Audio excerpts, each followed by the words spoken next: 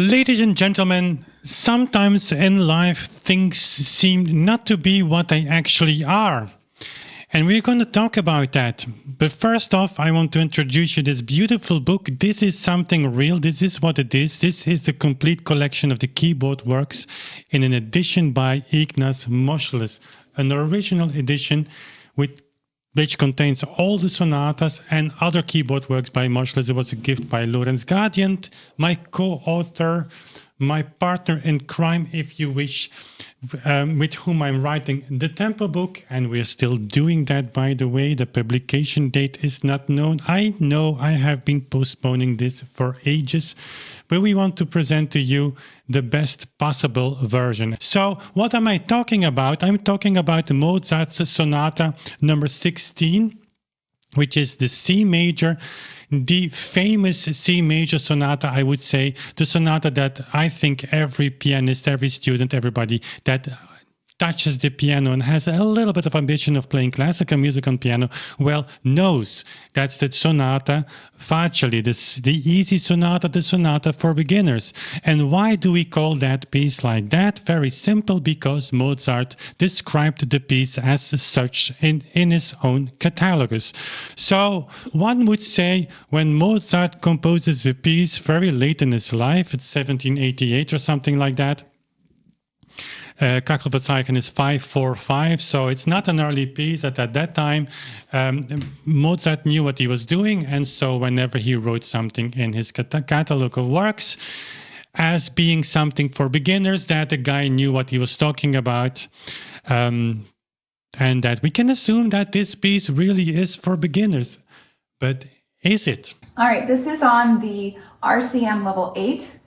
And for my Illinois colleagues, it's on our AIM level 10. This is not an easy piece. It's not a beginner piece. And this is one of these fascinating things of the things that we're doing here. The whole new view on metronome use, of historical metronome use. The only thing we do, I explain it with the metronome, is we count like 1, 2, 3, 4 instead of 1, 2, 3, 4. Obviously, this halves the metronome mark. But we don't have modern tempi, because very few times you hear those metronome marks given by those composers in what we would call single beat, so the modern way of reading, because they are too fast, or they do not work musically, or they are just absurd. And so when you just accept this little bit of a twist and you start looking at the history, not only all problems are suddenly solved, you can play all that music in these metronome marks. But the other thing is also true when you look at some facts and some things and some issues and some mysteries and some things that we do not get straight. You think like, how come that people don't see the obvious disconnect or the obvious contradiction? As for instance in this sonata in C major by Mozart, if I just go to Wikipedia where all the truth is to be found, then we read that the piano sonata number 16 in C major, Kachelverzeichnis is 545 by Wolfgang Amadeus Mozart, was described by Mozart in his own thematic catalog as for beginners, and it is very commonly known by the nickname Sonata Facile or Sonata Semplice. Despite this, the sonata is actually not an easy work to perform and can hardly be described as for beginners. Then you wonder, again, from our perspective, like, the person who wrote this, it didn't occur to him or her, like, when Mozart described this piece as for beginners, and we tend to not see that anymore, that this piece is for beginners, what are we missing? How can we connect the dots that, again, this sonata is seen by us today as for beginners? There's only one element responsible for not seeing this piano sonata as for beginners, or keyboard sonata, I should say. It sounds great on the clavichord. Probably also written for the instrument, but anyways, that's a completely other discussion. Not important. The instrument doesn't change anything about what we are going to talk about. So, to connect the dots, why do we not see that anymore as a sonata that is for beginners? It's because the common tempo in which we play that. I'm going to give you, just as a start, A few recordings. I will start with the fastest recording that I found, and I didn't spend like a whole day on the internet. I just took what YouTube was serving me. There's a recording by Berenboim. He plays a piece in a tempo around quarter note 144. Here it is.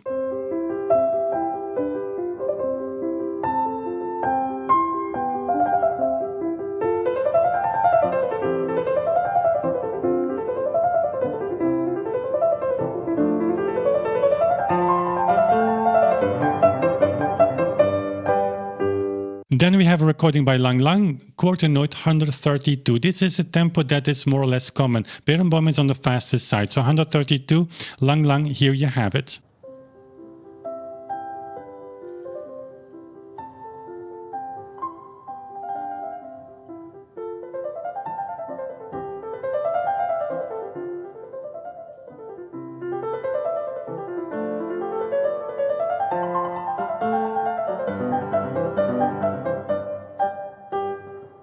And then we go down the list, slower and slower. We have a recording that was given to me on my homepage from YouTube, by YouTube, Denis Zadonov. He plays the piece in a tempo around 120, quarter note.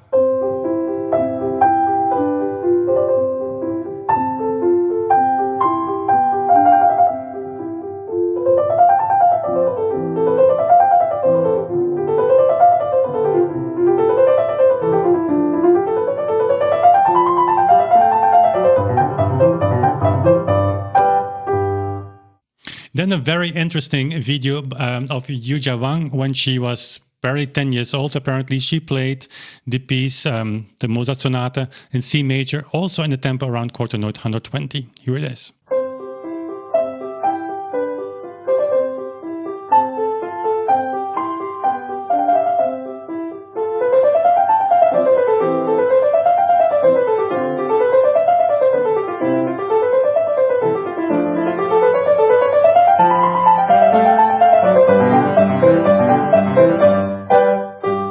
And then I was searching for footage of material, actually, of children, like beginners. It's hard to find. And I have here a young child, a young pianist, in a masterclass given by Alan Weiss. So, but it's still, it's very high level. So it's not really a beginner. It's definitely not what Mozart meant when he described the piece to be for beginners. He didn't meant like a beginner, like someone who would be selected for a masterclass of Alan Weiss. But regardless, the girl plays the piece not anymore in 144, 132, 120, but in 112. Here it is. Oh, sure. Of course, they go much faster, but not her.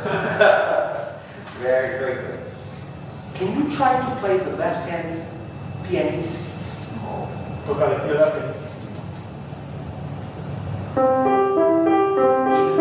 Even more pianissimo. And now we're bringing your right hand. And playing forte in the right hand. Toca forte, pianissimo.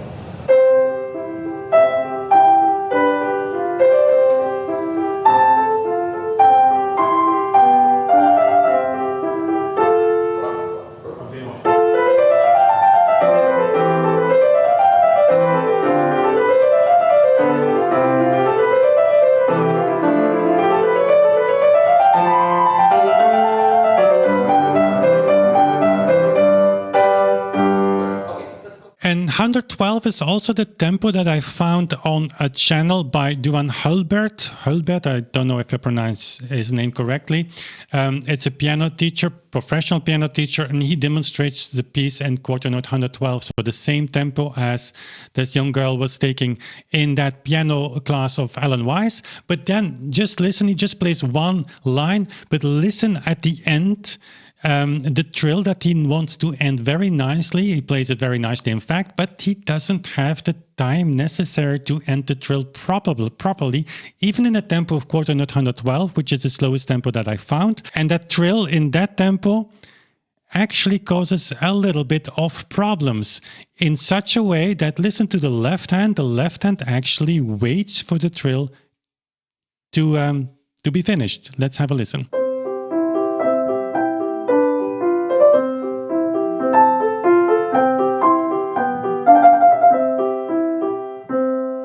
And so what all of these performances actually have in common, even the ones given in 112, if you ever have been teaching young children, beginners, like let's not pretend that this piece is for someone who just enters the piano class, has a little bit of solfege, like knows the notes a little bit, but even then, just play the piano for a few weeks or months, that after 2 months you can just give this. This is I think not really possible.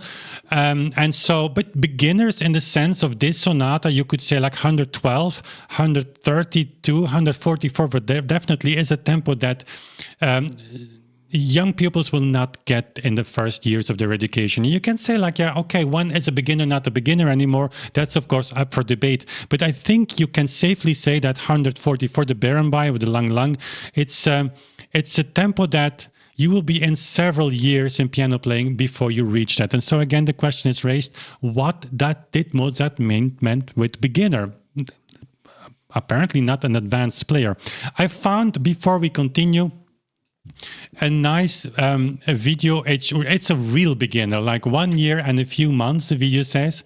There is also a dog whining in the background, and if you hear the playing, you can a little bit understand, but there are things to be corrected. But the cool thing is, it's definitely taken outside of this realm of where you actually present a piece, you finish a piece to go on YouTube, or to be presented in a masterclass with Alan Wise. It's just an ordinary average piano student, I think, that happened to have access to a grand piano, or maybe has a grand piano at home, I don't know, but just barely 1 year in piano playing, and then she demonstrated this piece in a tempo of quarter note 76, which is, of course, I would say the slowest version that we will hear. Here you go.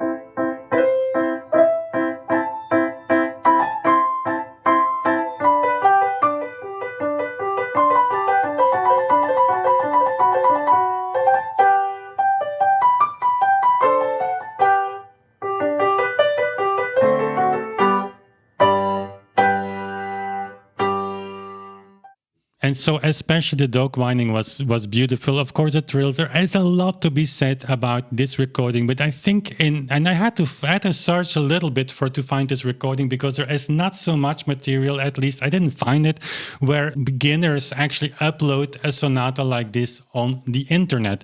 Again, what you hear most often is like very gifted students that are a few years in, and or just professional pianists. Anyways, I recorded the piece many years ago, 9 years ago. It was my pre-tempo journey time, and I, of course, I played the slowest of all the professional recordings, I would say. I played the piece in a tempo of quarter note 88. Here is a fragment of that recording.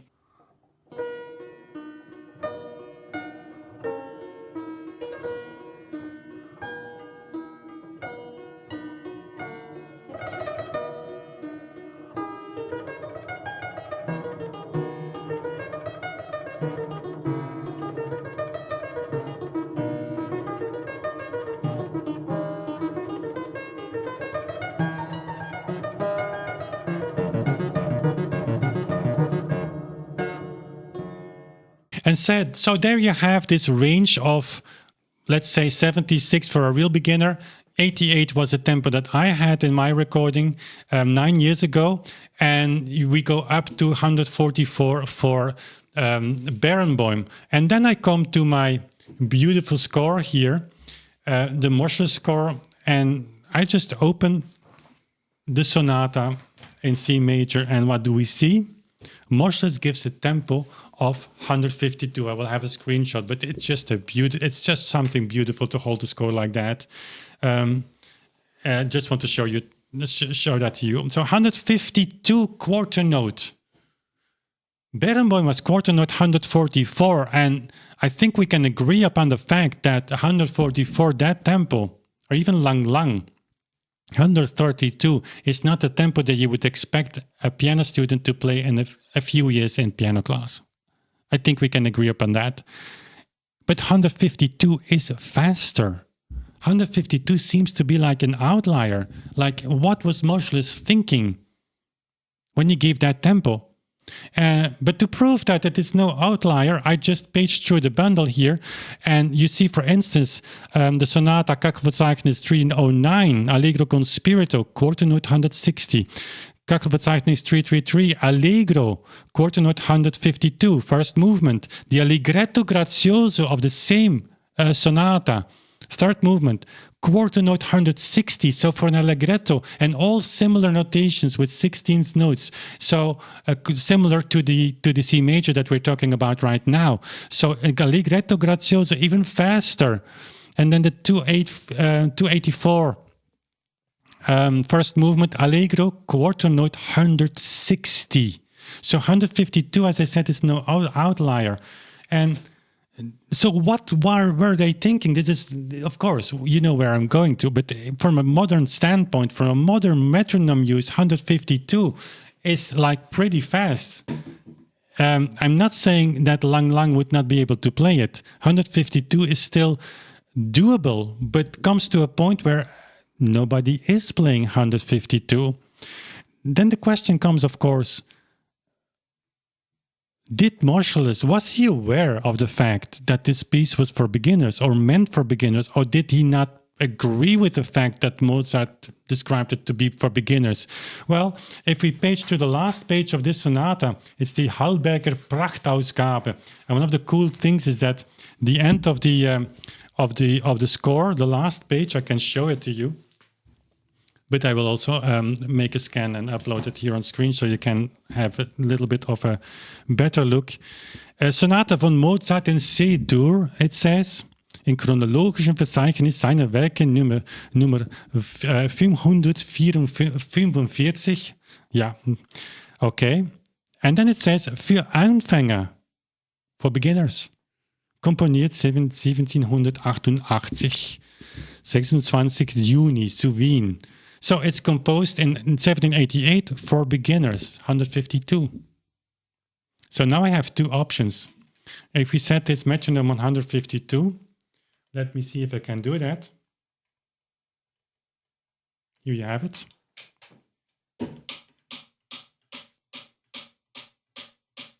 You take one quarter note every tick, or you take one eighth note.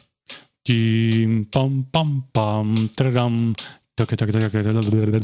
whatever, or you do dim, pom, pom, pom, paratim. And so you can say, was my recording quarter note 88 out of, not in touch, not in line with the tempo indications that we have of that time? I would say yes, it was still too fast. So 88 was an updated version of what at least Mozart would considered to be a normal tempo for this piece. It was at the fast side.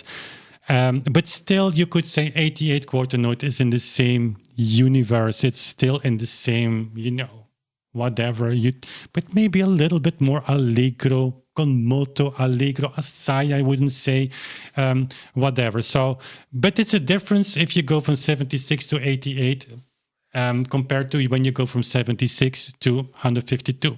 The strange thing, however, and that's the last point I want to make in this video, if we go back to that very nice, but with the dog whining in the background video, kind of funny video, then you will remember or you don't, the tempo that this beginner took was quarter note 76. Exactly half of what Moschles suggested. But I think the chances are pretty big that quarter note 76 equals quarter note 152. And so at the end you could say things do not resemble what they are at first. Quarter note 152 is not quarter note 152. It's eighth note 152 is quarter note 76. Of course, in this full beat, whole beat, full swing, a time period, if you would say even, of this metronome use, quarter note 152 is quarter note 100 is quarter note 76. The only thing is quarter note 152 is a metronome mark given according to whole beat metronome practice, what we are talking about, and that you can compare and convert to a single beat metronome mark in quarter note 76. But is it coincidence that a beginner, not knowing this edition, obviously not knowing anything about metronome marks, probably not knowing anything about whole beat metronome concept whatsoever, that he sits at the piano and plays in a tempo that's spot on Moschles' whole beat?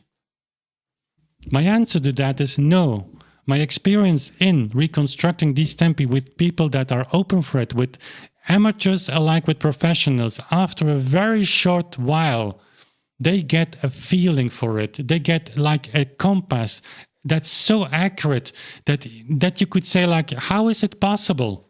I've had several occasions. The most amazing one was with Alberto Sanna, my partner in crime, for the forehand version of these symphonies played, by the way, available on Bandcamp. I will put a link in the description box, but also, of course, here you can order one of these boxes. You really want to have that, and you support the things we are doing. 10 CDs, over 10 hours of recording with a beautiful booklet. The entire project is summarized in this little booklet of 72 pages. But Alberto, when he came over for the first times, we were experimenting with some things, of course. I mean, doing all kinds of collaborations, and it was fun doing these things together. But I put him at the piano and said, like, now you figure out the tempo that you would take for the Chopin preludes. And he played throughout the bundle, and he just, on his feeling, he just marked the tempi that he felt. But after a little bit of experimentation with Beethoven and other stuff, like being introduced in this world of whole beat, this kind of universe, and then we compare to Kulak metronomizations of the 19th century. It's like very close to what we know from Chopin. Like, it's the guys, all these metronome marks given by different authors, they're not different in sort.